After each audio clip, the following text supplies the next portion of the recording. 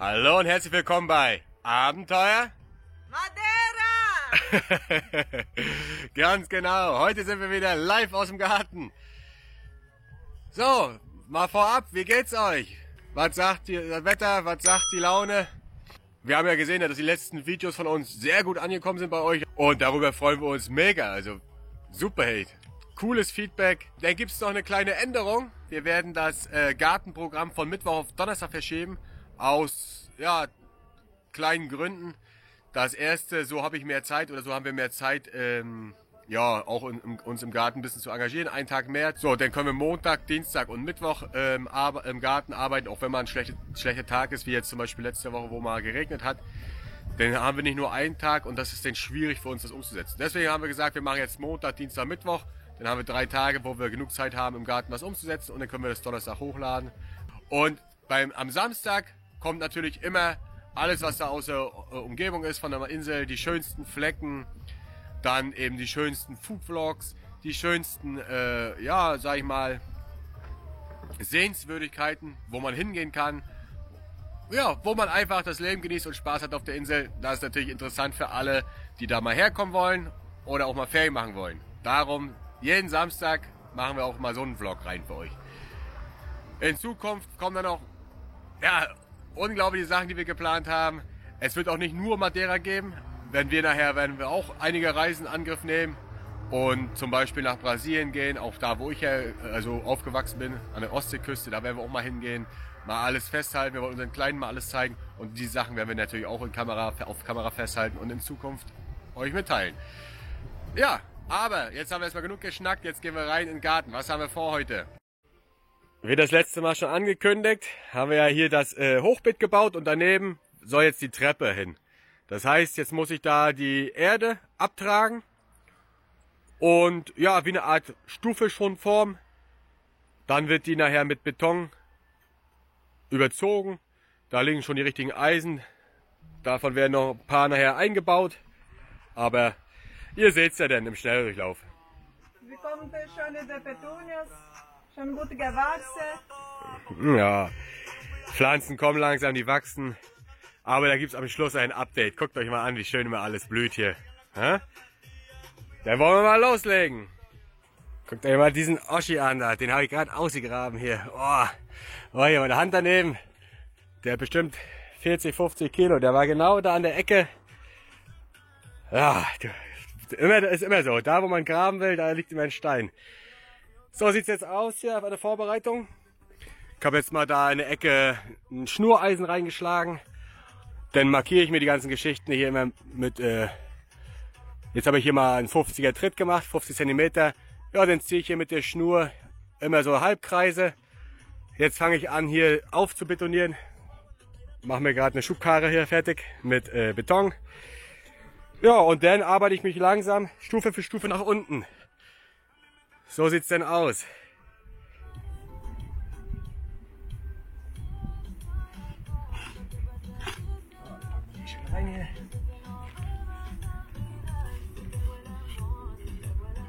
Da sind wir wieder dabei, hier mittendrin. Wie ihr gesehen habt, die Eisen, die werden jetzt hier eingebaut und die baue ich dann mit der Treppe rein. Jetzt sieht man mal, habe ich mir mal so einen kleinen Zirkel gebaut. Da mache ich meist die Pflasterkelle ran, ziehe einmal rum, dann sehe ich ungefähr, wie es hinkommt. Aber wie gesagt, das ist nur diese Unterkonstruktion, sage ich mal, von der Treppe. Da werden ja nachher die Platten draufgebaut, dafür muss das jetzt nicht akkurat sein. Aber man gibt trotzdem ein kleines Gefälle und so weiter, weil damit das Wasser nachher schön ablaufen kann, sage ich mal. Aber hier habe ich jetzt auch genug Platz gelassen für die Treppe. Die Platte ist ja 2 cm, 2,5 cm plus ungefähr 2 cm Ausgleichsmasse, je nachdem, damit man auch noch ein bisschen Spielraum hat. So. Und jetzt baue ich gerade die Eisen rein, die wir geholt haben, damit es noch ein bisschen verstärkt ist. Da sieht man es mal. Ja, kann man kurz aufmachen, noch mal ein bisschen hier. Da sieht man es. Und das reicht, wenn man die so reinlegt. Schön Wasser drauf nachher und gut ist. Die Stufen mache ich jetzt 25 cm breit. Da sieht man es mal. Das stelle ich mir nachher wieder ab, so wie da. Ziehe einfach schön rum wieder. Und die Höhe mache ich jetzt 18 cm. So, da sieht man es mal. Ein bisschen tiefer muss ich noch. Aber wie gesagt, so 18 cm. Und dann habe ich ja genug Platz zum alles ein bisschen bekleben. Habe mal ausgerechnet, also 1,13 Meter ist der Höhenunterschied vom tiefsten Punkt bis zu der Kante hier oben. Und ja, mehr oder weniger machen wir 5 Stufen, weil wir wissen 6 Stufen. Weil von hier oben gehen wir noch mit dem Gefälle nachher runter, da können wir auch noch ein bisschen mit der Höhe ein bisschen spielen. Ja, so ist jetzt der Stand der Dinge. Jetzt machen wir mal 2, 3 Stufen und dann holen wir mich wieder dazu. Hä?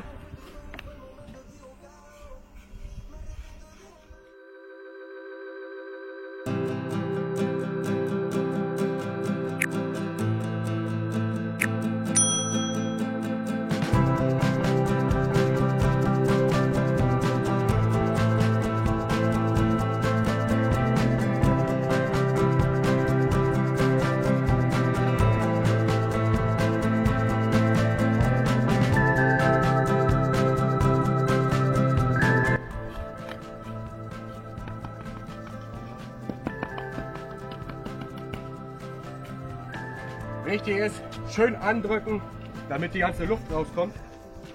Da kann man wirklich schön drauf mit dem Fuß, Wasser, nicht mit Wasser geizig sein, immer runter.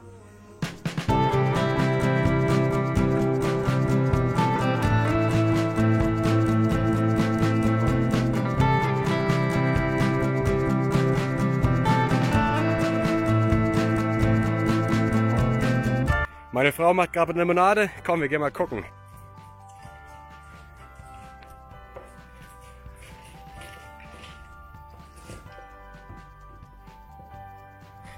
Da kommt unsere Heldin mit der schönen Limonade.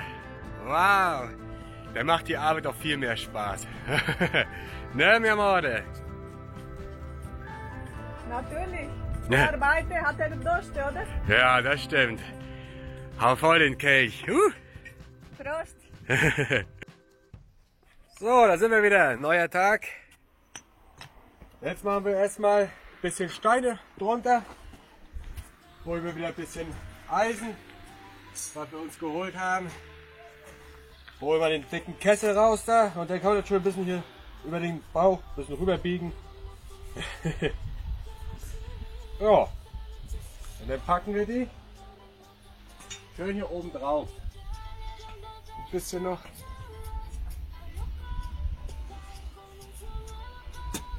Kann man da schön reinmachen noch. So. Wichtig ist, dass die Eisen ein bisschen in der Luft sind. Deswegen, dass er schön im Beton drin ist. Deswegen legen wir die Steine ein bisschen drunter.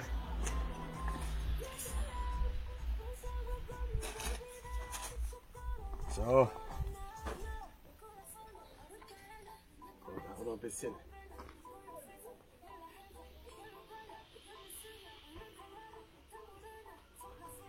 Sieht schon mal gut aus.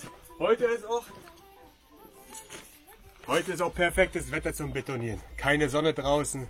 Das heißt, der Beton verbrennt nicht so schnell und man muss nicht aufpassen, dass man ihn immer ein bisschen feucht hält.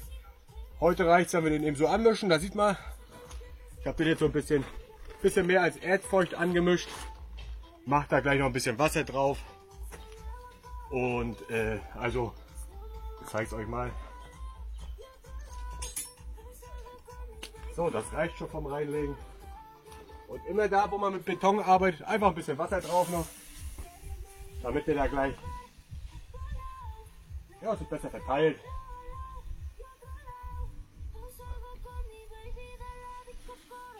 So.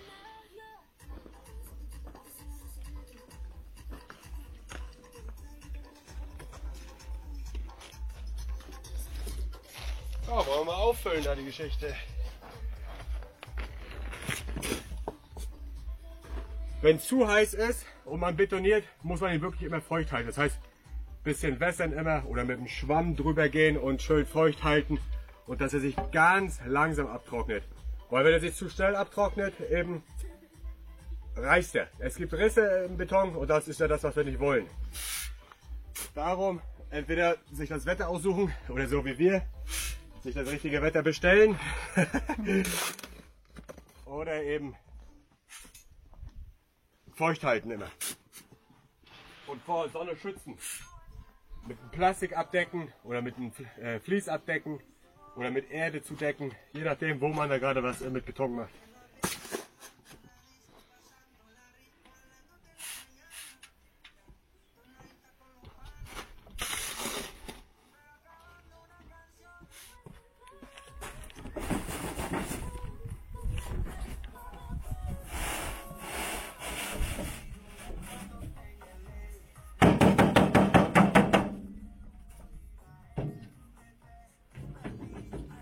Jetzt sind wir an der vorletzten Stufe angekommen und nimmt ja langsam Form an, wa Leute? Wir sind schon mal sehr zufrieden. Dann haben wir mal überlegt, das sind jetzt vielleicht hochgerechnet ein ganzer Arbeitstag, den wir jetzt da dran sind. Und dafür kann man sich auch sehen lassen, anstatt immer diese typischen, sag ich mal, Blockstufen zu setzen, mit dieser Rundung. Das Problem ist, dass heute dieses Handwerk, diese Extraarbeit keiner mehr zahlen will. Der will billig, schnell und fertig. Das ist aber nicht mein Stil. Ich mag alles so ein bisschen ja, kreativ, künstlerisch. Da muss ein bisschen positive Energie rein in so ein Bauwerk, damit man auch im Nachhinein Freude hat. Ne? Das ist ja für uns, dass wir es nutzen. Ne? Und ich würde auch immer jedem raten, sich beim Hauskauf eher auf den Garten zu, ja, sag ich mal, zu konzentrieren. Hat der Garten Potenzial? Ist der schon einigermaßen benutzbar? Weil meistens zieht man eben in Häuser ein und guckt drinnen, macht die Küche neu, macht das Bad neu, macht das. Und am Schluss bleibt kein Geld mehr für den Garten. Aber wenn man jetzt, sag ich mal, im Süden ist oder in südlichen Ländern wohnt, Spanien, Portugal, Italien, egal wo, oder auch in anderen Kontinenten oder Australien oder wo auch immer, da ist man doch die meiste Zeit im Garten. Ne? Drin ist man nur zum Schlafen und zum Kochen und zum abends vielleicht noch ein bisschen Fernsehen gucken. Wir sind mehr im Garten eigentlich. Ja, genießt die frische Luft, draußen dieses, ja, ihr wisst schon, was ich meine. Und da interessiert mich doch innen drin nicht. Das ist geil, wenn es draußen fertig ist, man es draußen benutzen kann, eine schöne Outdoor-Küche, dass man auch draußen noch kochen kann. Und innen drinnen, Stück für Stück, immer wenn wieder ein bisschen Geld reinkommt, kann man wieder ein bisschen ins Bad investieren. Wenn wieder Geld reinkommt, kann man ein bisschen in die Küche investieren, ins Schlafzimmer oder wo auch immer. Aber für mich muss draußen einfach perfekt sein. So sehe ich das, wenn man ein Haus kauft. Weil man verschätzt sich öfters mal im Garten. Man will einen Pool haben, man will das haben, schnell 100.000 Euro weg. Ja, und dann, wo ist das Geld auf einmal? Alles innen drinne und man kann nur auf dem Sofa sitzen und Fernsehen gucken. Das ist nicht mein Ding. So, jetzt haben wir da eben Beton. Ja, wieder, sag ich mal, ausgebreitet. Und jetzt zeige ich euch, wie man es verdichtet mit unserem Stampfer. Einfach so, mit dem Fuß rauf. Um die Luft rauszukriegen.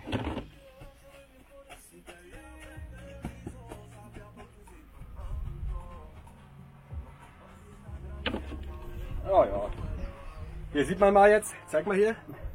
Jetzt, hier reicht es jetzt ein bisschen. Und da gehen wir nachher eben mit einem Schwamm und Wasser drüber. Da sieht man es. Und drücken das aber schön ran hier und dann passiert nachher gar nichts. So, wir haben uns mal zusammengesetzt und haben eine Stunde drüber geredet, was wollen wir machen. Und wir haben uns jetzt entschieden, dass wir kleine Mosaik, also wir kaufen Keramikplatten, Farbe, schauen wir uns noch im Baumarkt aus nachher, machen die mit einem Hammer kaputt, dass wir so eine kleine, wie eine Art Mosaik-Puzzleteile haben und damit bekleben wir nachher die Treppe. Das haben wir jetzt gedacht, das sieht am schönsten aus, weil mir gefällt schon sehr lange dieser Stil. Und für den Boden hier unten haben wir uns für Holz jetzt entschieden, weil Holz ist gemütlich, es gibt eine gemütliche Atmosphäre und wir haben ja schon überall Stein. Und wenn jetzt hier die Sonne drauf steht, hier kommt natürlich auch noch ein Dach nachher drüber, aber das ist wieder eine andere Geschichte. Und wenn jetzt einmal hier die Sonne reinknallt, ist das hier drin wie eine Sauna. Und man will ja hier sitzen und es gemütlich haben und nicht hier schwitzen wie in der finnischen Sauna. Und darum haben wir uns jetzt für Holz entschieden, dass von unten nicht diese Hitze gespeichert wird. Ja, Holz lüftet, da sind Fugen drin, das atmet und so weiter und so fort. Genau. Und dann hat man nachher eben diese Mosaiktreppe, sage ich mal, Jahrhundert, wie sagt man denn? Ja, ich blende es mal ein, wie dieser genaue Begriff ist. Der kommt mir jetzt gerade nicht in den Kopf rein.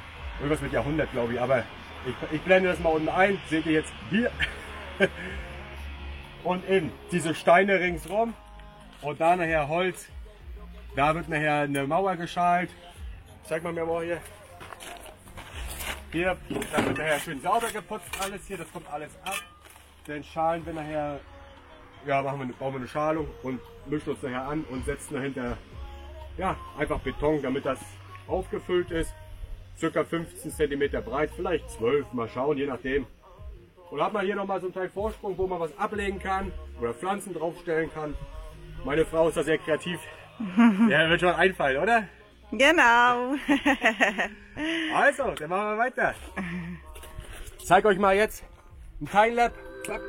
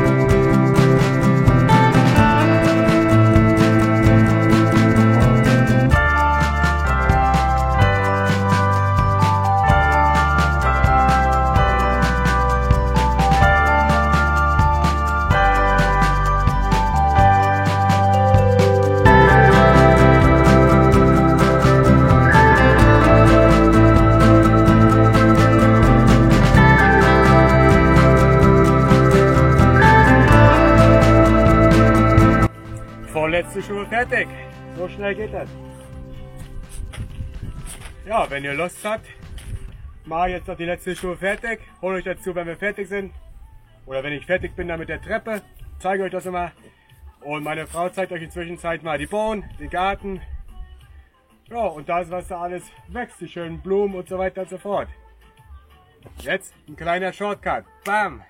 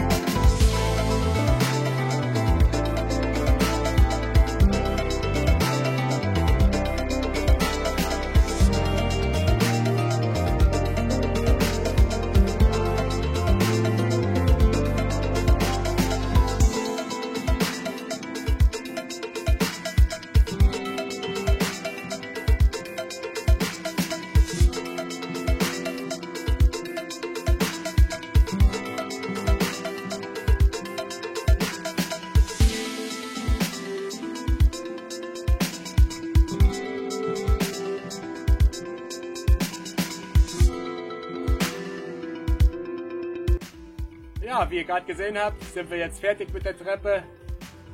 Wie gesagt, wir sind mehr als zufrieden. Top gelaufen. Ich hoffe, ihr habt genauso viel Spaß gehabt wie wir wieder am Video. Bleibt gesund und dann bis am Samstag. Euer Rico.